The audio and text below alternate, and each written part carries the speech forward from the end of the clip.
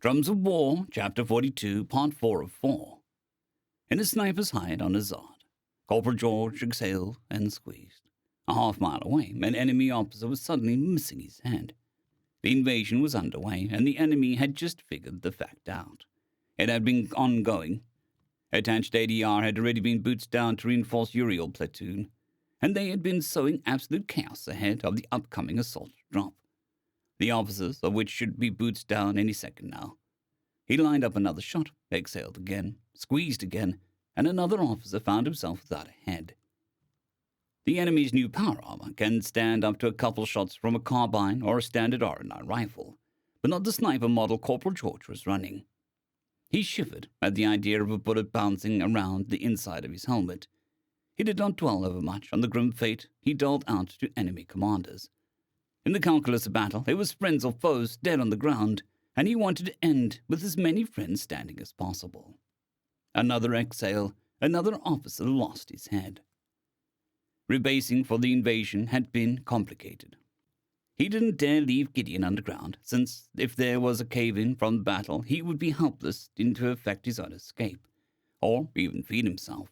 Neither could he turn the boy loose, since even though he was strong enough to use the makeshift crutches now, he would be executed by the murder-mad aristocrats of this world for being a cripple, no matter how temporary.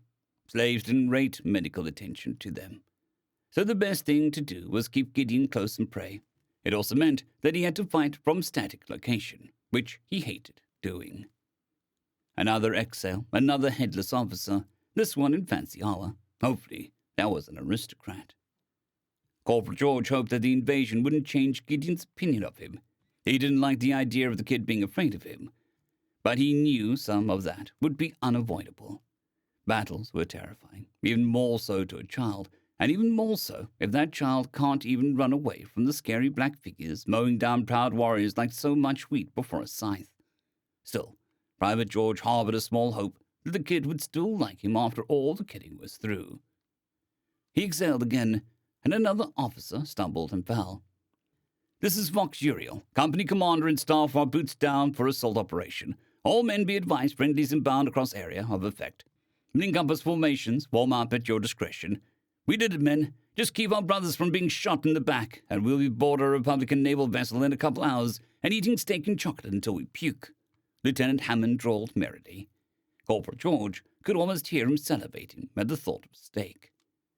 Once more he exhaled, and another enemy fell. A warrior, this time. One driving a vehicle with mounted heavy weapons. Can't have that moving around. He sighted the warrior manning the turret next. The whistling crack boom of an R&I assault drop pod impacting nearby snapped through the air. Corporal George did kind of miss riding those. It was a lot more thrilling to scream into battle like an artillery shell, and a lot less nerve-wracking than to pilot a stealth pod practically scraping buildings or planetary features. Maybe he'd see if he could pull a training rotation just so that he could do a couple of drops. Even if he had to transform a bunch of idiot trainees into slightly less idiotic privates to do it. Could be worth it. The unfortunate gunner's head became a splatter across the roof of the vehicle. Probably not, though. He was too good at this grim job for the Republic to waste him on boot camp. If he did take the instructor's rotation, it would either be ADR school or DRS school, which he supposed might be interesting. He wondered if he was actually good enough to teach how to do what he did. Probably not. He exhaled again, and another officer crumpled. He couldn't get a headshot, but it's equally hard to live without a heart. Or about 6-inch diameter chunk of tissue around the heart. "Blade 2, he ordered quietly over the comms. "I think a team is dropping here. Link up and provide overwatch of their mission." "Aye, Blade Leader," PFC Bennett snapped.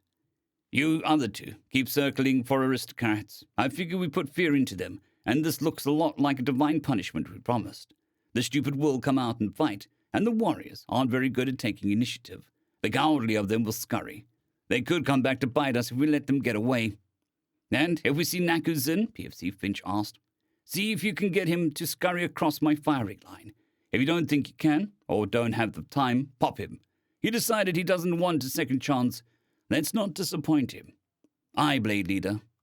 Another exhale, another disabled vehicle. "Gentlemen, you heard Vox Uriel. Keep your eyes up and your feet under you. and we'll be eating steak dinner in just a couple hours. R&I just needs to establish LZs for the army. We'll let the sluggers slug." Gideon was still unsure of the nature of the Great One Peter George, but he knew that his greatness was vast. When Peter George had told him that he killed, he thought he understood, but now he saw that he did not. Where Peter George pointed his weapon, there was death. Much of it was too far away or too close for Gideon to make out. From his position, propped up, sitting against a dilapidated wall of what might have long ago been an office of some sort. The listlessly hanging light fixtures still cast a flickering yellow light in space, and the inert remains of forgotten datapads and storage disks littered the floor and what could have been a built-in desk or wide shelf. Gideon was convinced that Peter George was an agent of the divine, for what else could hold the powers of both life and death in his hands so easily?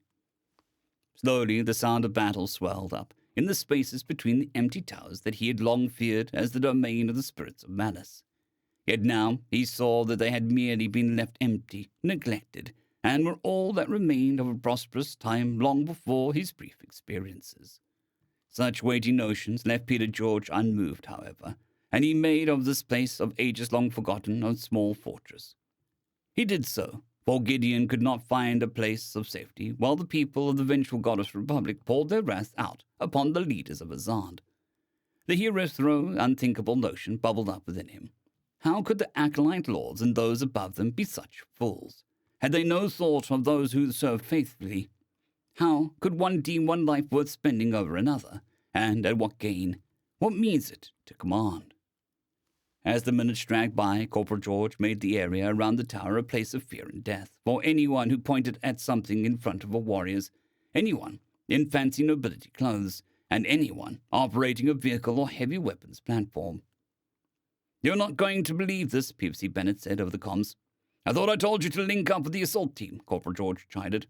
"Aye, but I figured you'd want this," PVC Bennett said, with a bubbling of some kind of excitement underneath. Corporal George received a short video file, opened it and swore, "Jesus Christ, as my new very own Sparta. The fuck, right? Lead 3, circle east, and see if you can pop the scurrying shit, or at least send him scurrying my way faster."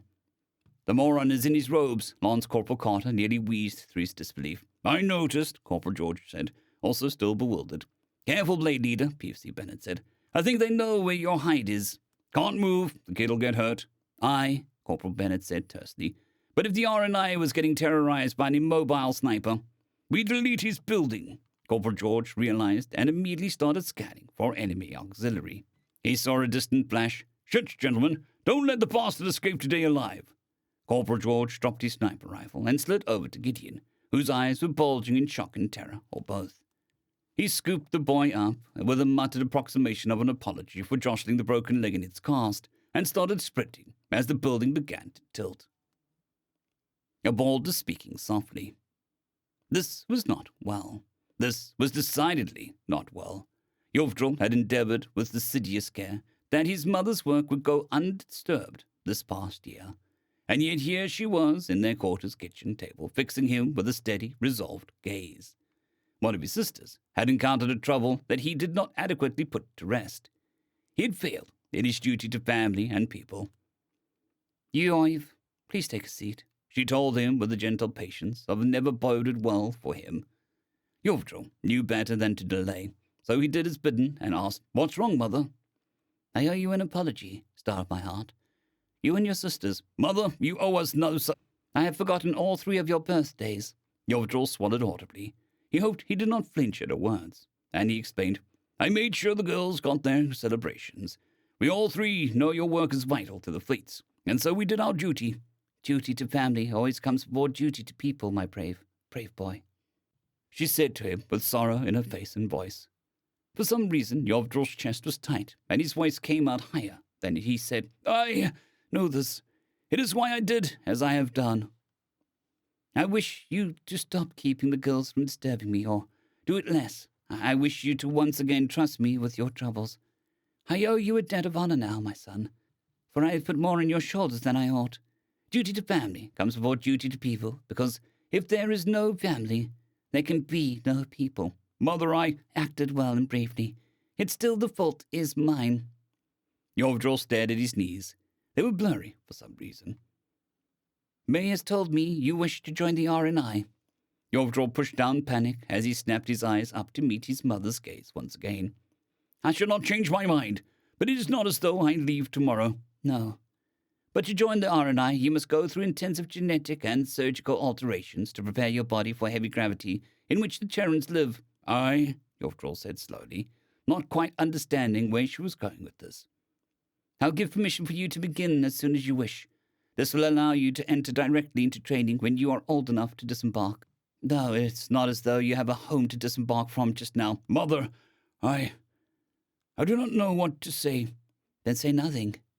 I think I know your heart is in this matter. There is a debt of honor between the RNI and the fleets, between the George blood and the Drill blood, between you and Robbie. For some reason, the word came out, choked and strained. And in this family, we pay our debts. One day, the Among the Star Tides we sing will sail again, star of my heart. In the plastic confines of a temporary shower in a temporary barracks of Nuxaru, Emily let the cold water run over her face and shivered. If she tilted her face up, she could pretend that the hot, bitter tears were just more droplets of water, but she didn't. She pressed a hand against the water-slick plastic for support and heaved a great ugly, grief-filled, shuddering, painful sobs. Those made such a pretense harder. She wouldn't have tried. She was Sarkor, and the Sarkor was unbreakable. The cave-in couldn't break her. An act of fire couldn't break her. A heart-shattering grief wouldn't break her. Sergeant Sato Suzuki deserved honest tears, and she would give him them, not pretending, no self-deception.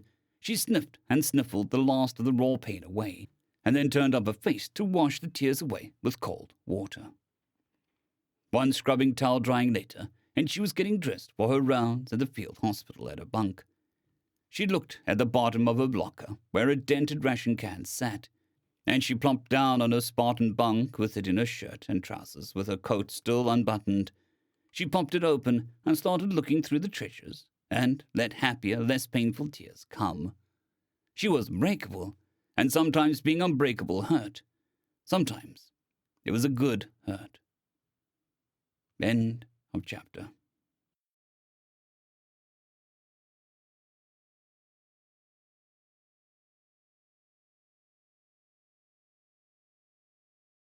I'd greatly like to thank our Tier 5 channel members, Casper Arnholtz, John Creighton, Manatharia, 050, Dragzoon WRE, and Elijah Silvercross. Thank you very much.